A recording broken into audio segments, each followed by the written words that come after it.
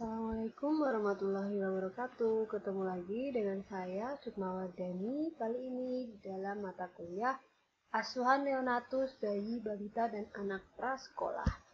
Untuk materi pada mata kuliah Asuhan Neonatus ini, kali ini saya akan membahas tentang kebutuhan psikologis pada neonatus, bayi, dan balita.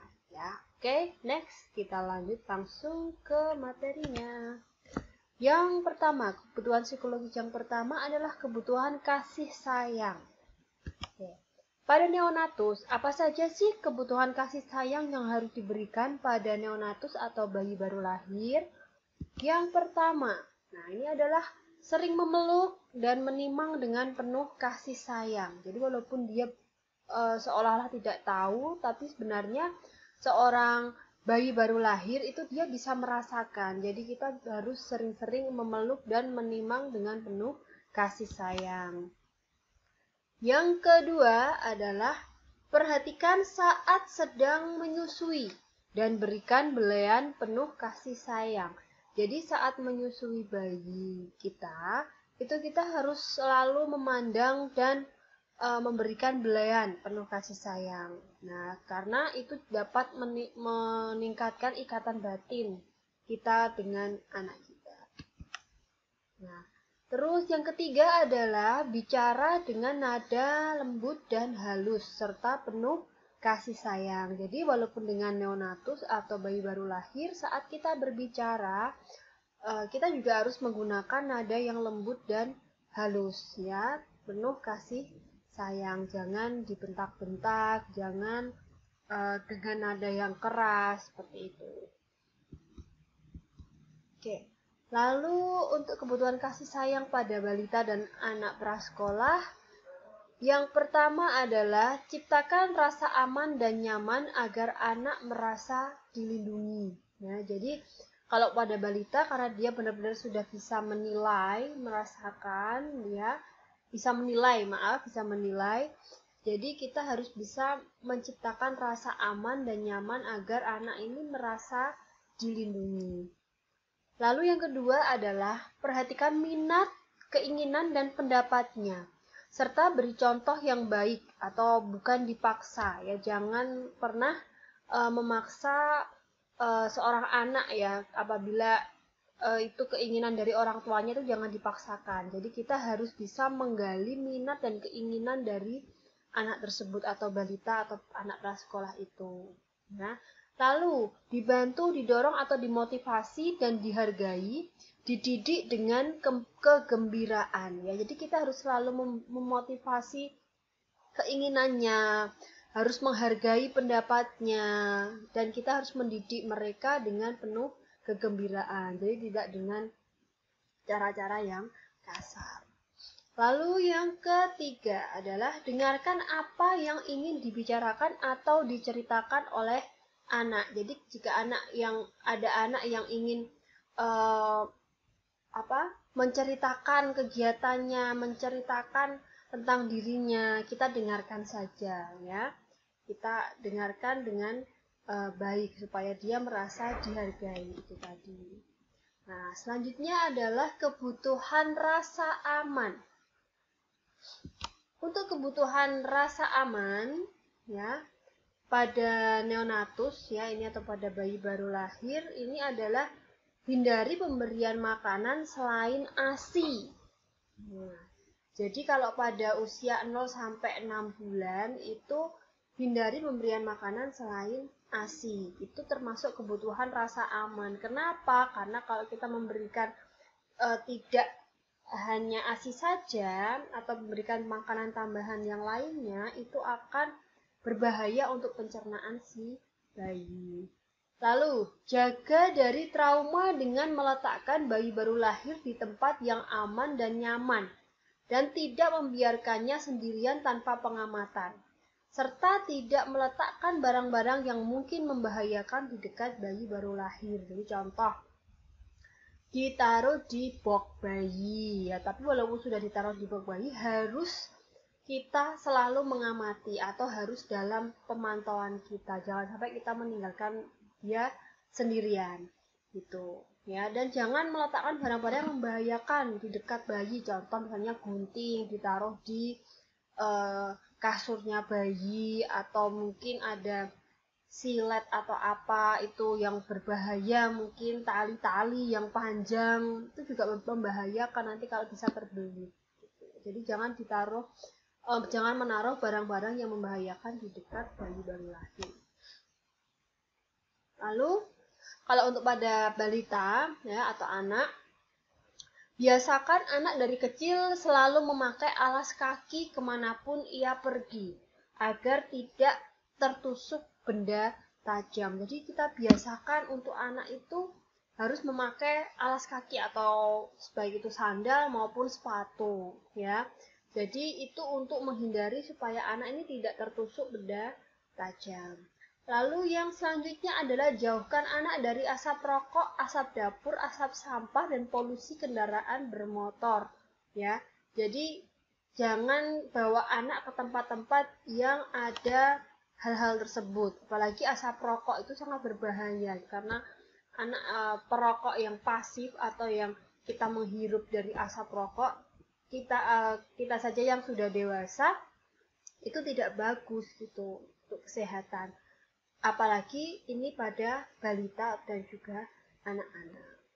Lalu yang selanjutnya, sebaiknya anak tidur di dalam selambu. Jadi daripada untuk menghindari nyamuk, daripada menggunakan obat nyamuk atau untuk mengusir nyamuk, obat-obatan mengusir nyamuk, itu lebih bagus itu adalah menggunakan selambu. Karena yang namanya obat nyamuk itu kan ada bahan kimianya. Kalau terhirup itu juga tidak bagus. Jadi lebih baik untuk mengusir nyamuk, mending anak ditidurkan di selambu ya, di dalam selambu.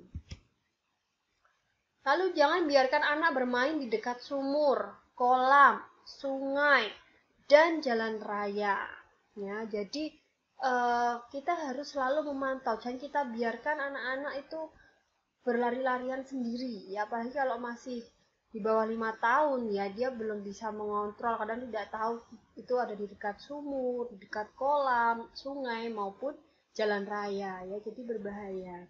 Lalu jauhkan anak dari benda panas seperti kompor, setrika, termos, dan juga air panas. Nah ini juga kadang sering sekali terjadi ya, karena kecerobohan dari orang tua. Kita tidak tahu kalau di situ ada anak, kita sedang menyetrika atau kita sedang mempersiapkan air panas, bisa-bisa kadang kalau ada anak kecil di situ dia nggak tahu dia memegang benda-benda tersebut. Nah itu juga berbahaya. Terus jauhkan anak dari benda berbahaya seperti pisau, colokan listrik, dan juga kabel. Dimana yang namanya anak itu dia akan keingintahuannya itu kan tinggi ya. Jadi lebih baik tidak dikenalkan untuk benda-benda yang seperti itu ya. Apalagi kayak misalnya colokan listrik itu lebih bagus yang ada tutupnya. Nah, gitu ya. Jadi jauhkan anak dari benda yang berbahaya yang seperti itu. Dan sembunyikan benda yang bisa disangka mainan atau minuman dari anak seperti racun tikus, racun serangga, minyak tanah, sabun, atau yang untuk pembersih lantai itu ya, yang kadang ada warna-warnanya, terus deterjen itu kan kadang anak-anak itu menyangka itu minuman ya, jadi itu harus disembunyikan atau dijauhkan dari jangkauan anak-anak. Selanjutnya adalah kebutuhan harga diri. Nah, bayi dan anak ini memiliki kebutuhan akan harga diri dan ingin dirinya merasa dihargai, baik oleh dirinya maupun orang lain ya. Jadi itu tadi, bagaimana memberikan kebutuhan harga diri pada anak? Ya kita harus saat anak bercerita kita harus mendengarkan ya. Saat anak berpendapat kita juga harus menerima pendapatnya. Contohnya gitu. Nah, terus anak ini memang selalu ingin diperhatikan. Yang namanya seorang anak itu dia selalu ingin diperhatikan. Makanya kadang-kadang banyak sekali anak yang cari perhatian gitu ya, karena memang itu kebutuhan dari dirinya, kebutuhan harga dirinya, dia ingin selalu diperhatikan. Nah, selanjutnya adalah kebutuhan rasa memiliki. Yang pertama adalah ajarkan anak untuk mencintai barang-barang yang ia punya, mainan, pakaian, dan lain sebagainya. Dengan cara apa? Dengan cara jadi karena dia punya mainan, ya setelah bermain harus diberesi. Itu contoh kita mengajari supaya dia memiliki kebutuhan rasa memiliki. Ya, jadi dia memiliki rasa bahwa mainan ini miliknya gitu, jadi harus dijaga, harus dirawat lah, contohnya kayak gitu. Selain itu juga pakaian, lalu dan barang-barang atau benda-benda lainnya yang sering digunakan oleh anak ya. Jadi kita ajarkan seperti itu, mencintai barang-barang yang ia punya. Lalu yang kedua adalah rasa memiliki pada bayi dan anak juga merupakan suatu kebutuhan ya. Anak merasa benda-benda yang dimiliki harus selalu dilindungi. Makanya kita ajarkan itu tadi ya, setelah bermain harus dibereskan. Kalau untuk pakaian setelah dipakai harus dicuci dan lain sebagainya. Nah, terus yang selanjutnya adalah pengalaman. Nah, adanya pengalaman pada anak ini merupakan hal yang sangat berharga. Anak akan lebih percaya diri dan merasakan kesuksesan yang besar dari pengalaman yang ada untuk digunakan dalam aktivitas yang akan dilakukan. Pengalaman-pengalaman tersebut perlu kita hargai agar dapat membantu pertumbuhan anak. Nah, jadi kalau ada kejadian yang dialami oleh seorang anak, baik itu kejadian yang baik maupun kejadian yang mungkin ya tidak baik ya, itu jadikan itu semua adalah sebagai pengalaman. Jadi dia akan bisa lebih percaya diri, dan kalau itu memang kejadiannya adalah yang tidak baik bisa dijadikan sebagai pelajaran. Nah, contohnya gitu ya. Jadi pengalaman itu juga penting pada anak-anak dan juga pada balita. Masuk ke kebutuhan selanjutnya, ini yang sangat penting sekali, harus kalian ketahui, adalah kebutuhan stimulasi. Nah, kita harus tahu bagaimana cara menstimulasi neonatus yang sesuai dengan usianya, ya. Lalu bagaimana cara mengetahui stimulasi pada bayi, pada balita, dan juga anak prasekolah. Oke, yang pertama adalah kebutuhan stimulasi pada neonatus. Nah, ini dibagi menjadi beberapa kategori umur ya. Untuk umur 0 sampai 3 bulan, stimulasi yang pertama adalah kita harus sering memeluk dan juga menimang bayi dengan penuh kasih sayang. Ya, itu termasuk kebutuhan stimulasi. Kita ajak bicara, ya kan, kita gendong, kita peluk. Ya, itu adalah kebutuhan stimulasi untuk si bayi. Lalu gantung benda berwarna cerah yang bergerak dan bisa dilihat ya. Jadi di boxnya atau di box bayinya atau di dekat tempat tidur digantung benda yang warnanya cerah gitu, seperti merah, pink, kuning. Nah, yang bergerak, yang dapat bergerak dan bisa dilihat itu bisa menstimulasi dari indera penglihatannya juga gitu ya. Jadi itu penting karena yang namanya bayi baru lahir itu dia biasanya baru bisa melihat untuk dari indera penglihatannya itu dia bisa melihat benda-benda yang warnanya cerah gitu. Makanya kita gantung benda-benda yang warnanya cerah di dekat dia. Yang pastinya benda-benda itu harus aman ya. Lalu yang selanjutnya adalah gendong dalam posisi tegak agar ia dapat belajar menahan kepalanya tetap tegak. Nah, jadi kita bisa langsung pada saat bayi baru lahir kita gendong dia itu posisinya tegak, ditaruh di pundak. Ya, bisa dibayangkan ya. Jadi yang namanya bayi tidak harus selalu digendong dalam posisi tidur. Ya, tidak harus selalu seperti itu. Boleh kita posisikan tegak. Justru itu bisa menstimulasi dia supaya kepalanya tetap tegak. Nah, jadi bisa lebih cepat kuat menyangga kepala atau menahan kepala. Dan selanjutnya adalah ajak bayi tersenyum dan bicara. Ya, jangan lupa ajak bayi untuk tersenyum dan bicara karena dia tahu gitu. Ya, karena dia tahu mana yang ramah dengan dia, mana yang tidak suka dengan dia. Ya, jadi walaupun dia seperti tidak tahu, tapi sebenarnya dia itu tahu. Makanya ajak bayi untuk tersenyum dan bicara. Dan selanjutnya adalah perdengarkan musik, ya bisa didengarkan musik yang musik anak-anak ya tentunya, lalu musik yang lembut, lalu bisa juga diperdengarkan itu kalau memang itu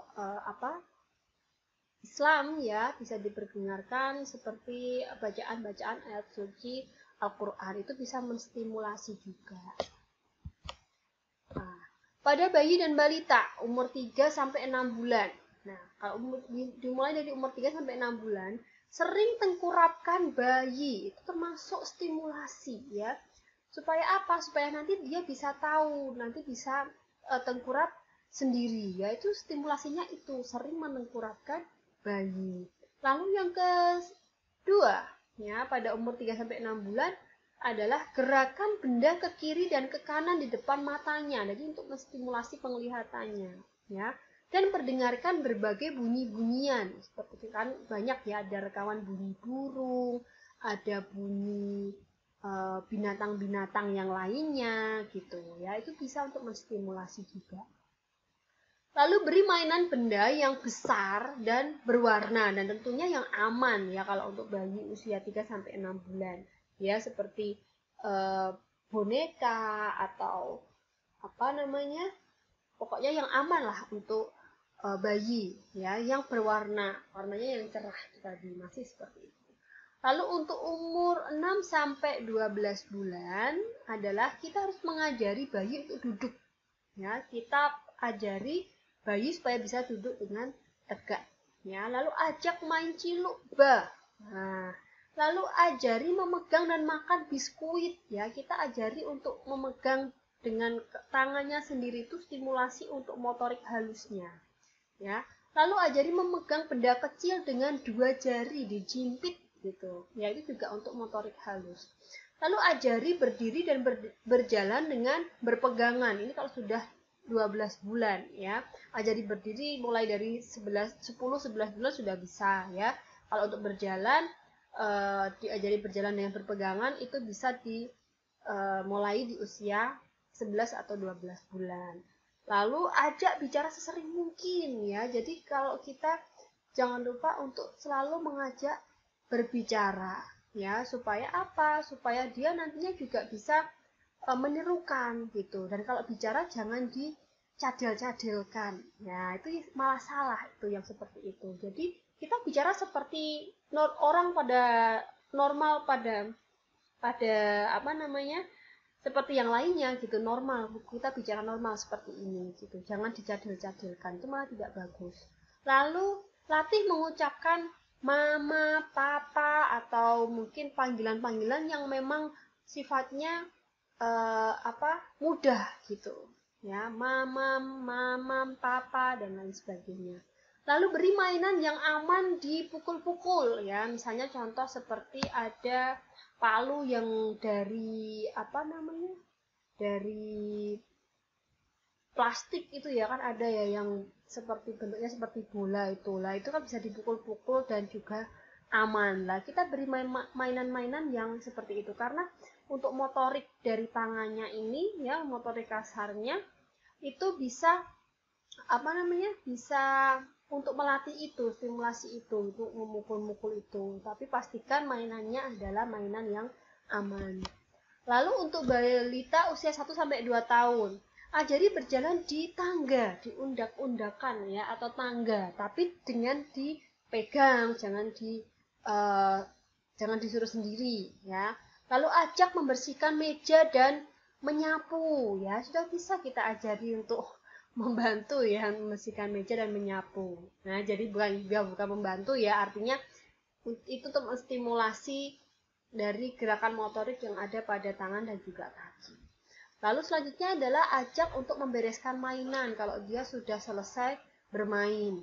Lalu ajari untuk mencoret-coret di kertas. Nah, ini yang sering salah, kadang mengajarinya itu di tembok kita biarkan. Ya, jadi kita stimulasi aja.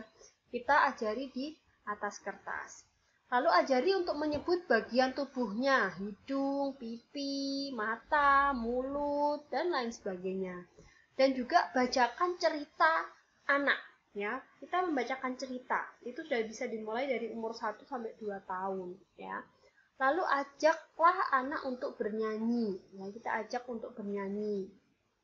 Lalu mengajak bermain dan berikan pujian kalau ia berhasil melakukan sesuatu.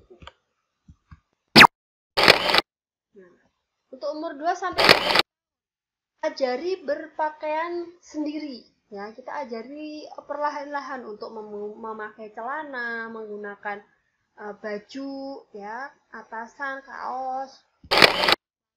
Selanjutnya adalah ajak untuk melihat buku bergambar. Ya, jadi kita belikan buku dan kita perlihatkan untuk buku ini yang banyak gambarnya. Bacakan cerita anak, masih sama seperti yang tadi. Jadi dia makan di piringnya sendiri. Ya, jadi kita sudah memberikan dia piring, kita makan sama-sama, dia makan di piringnya sendiri. Jadi untuk cuci tangan, buang air besar dan kecil di tempatnya. Jadi ini sudah mulai bisa dilakukan toilet training ya, untuk supaya dia bisa tahu bahwa yang namanya buang air besar dan buang air kecil itu harus di kamar mandi atau di tempat yang memang seharusnya. Lalu umur 3 sampai 5 tahun atau prasekolah dan juga prasekolah ya. Ini adalah minta anak menceritakan apa yang ia lakukan.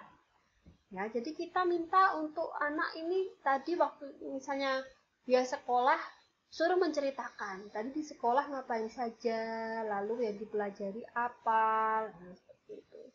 Lalu dengarkan ketika ia berbicara.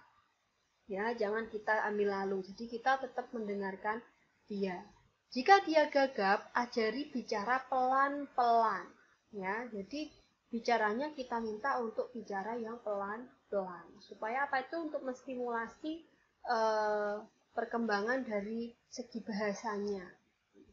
Lalu awasi dia mencoba hal-hal baru, misalnya sudah diajari untuk menggunting kertas, ya kita selalu mengawasi, beri dia gunting yang memang aman, yang artinya kecil ya dan tidak terlalu tajam. Ya, kita harus selalu mengawasi dia untuk mencoba hal yang baru. Bantu anak menulis namanya ya selanjutnya. Kita sudah bisa mengajari sedikit demi sedikit ya. Nulis namanya, kata-kata pendek, serta angka-angka, dan ajak anak bermain berhitung. Ini bisa dimulai di usia 5 tahun. Nah, lalu sering-sering membaca buku, kemudian dibicarakan bersama. Ya, setelah selesai membaca cerita pendek, tanya pada anak beberapa pertanyaan yang ada hubungannya dengan buku yang sudah dibaca.